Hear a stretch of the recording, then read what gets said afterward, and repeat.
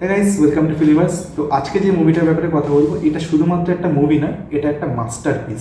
আর আমার কাছে একটা রিফ্রেশমেন্ট ছিল। মুভিটার নাম হচ্ছে লাপাতা লেডিস। মুভিটা অ্যাভেলেবেল আছে নেটফ্লিক্সে। আর এই মুভিতে বড় কেউ কাস্টিংয়ে নেই বলেই আমরা এই মুভিটার ব্যাপারে অনেকেই হয়তো জানি না।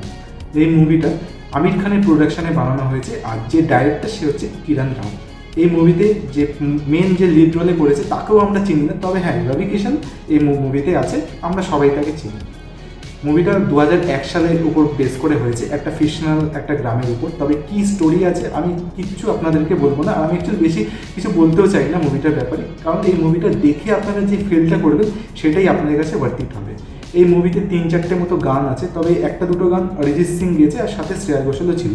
এই একটা দুটো গান খুবই সুন্দর গান। 2001 সালের উপর বেস করে যখন মুভিটা হয়েছে, তো ওই টাইমে মানে অ্যাকচুয়ালি পুরোনোকালে মেয়েদের উপর অনেক রকম অত্যাচার হতো, যেমন তারা নিজেদের মর্জি মতো তারা কিছু করতে পারবে না, তাদের কম বয়সে তাদের বিয়ে হয়ে যেত।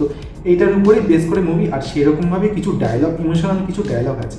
আর মেনলি মুভিতে যেটা পজিটিভ জিনিস, আমি অ্যাকচুয়ালি কিছু নেগেটিভ জিনিস মুভিটাতে আমি পাইনি, সো নেগেটিভ জিনিস আমি কিছু বলতেও পারবো না।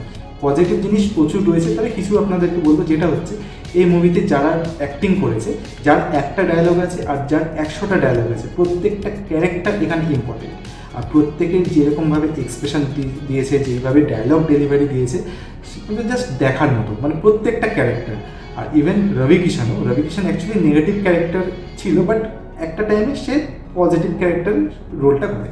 আর যেইভাবে সে নিজেকে ক্যারেক্টারে যেইভাবে গ্রো করেছে, আর যেইভাবে ক্যারেক্টারকে চেঞ্জ করেছে, মানে নেগেটিভ থেকে পজিটিভে, সেটা জাস্ট দেখার মতো।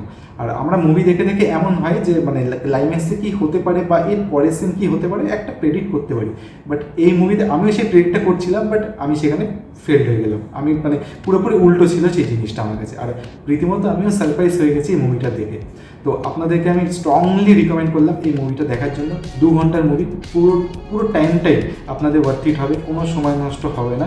মুভিটা আপনারা দেখুন, মুভিটাকে আপনারা চান্স দিন, যথেষ্ট ভালো মুভি। ইভেন এইটা ভাববেন না যে এখানে কোনো বড় কোনো কাস্টিংয়ে নেই বলে বা বড় কোনো সুপারস্টার নেই বলে মুভিটা ভালো না, তা নয়। কিন্তু এটা একটা আর্টিফিশিয়াল মুভি, অনেক কমার্শিয়াল মুভির থেকে 1000 গুণ বেটার। তো আপনারা মুভিটাকে আপনারা দেখুন, দেখে আমাকে কমেন্টস করে জানাবেন কেমন লাগবে। আর আমি 100% আপনাদেরকে গ্যারান্টি দিচ্ছি মুভিটা যথেষ্ট ভালো লাগবে আপনাদের। তো এখানেই তাহলে ভিডিওটাকে শেষ করছি, দেখা হবে তাহলে নেক্সট ভিডিওতে। Thank you so much for watching.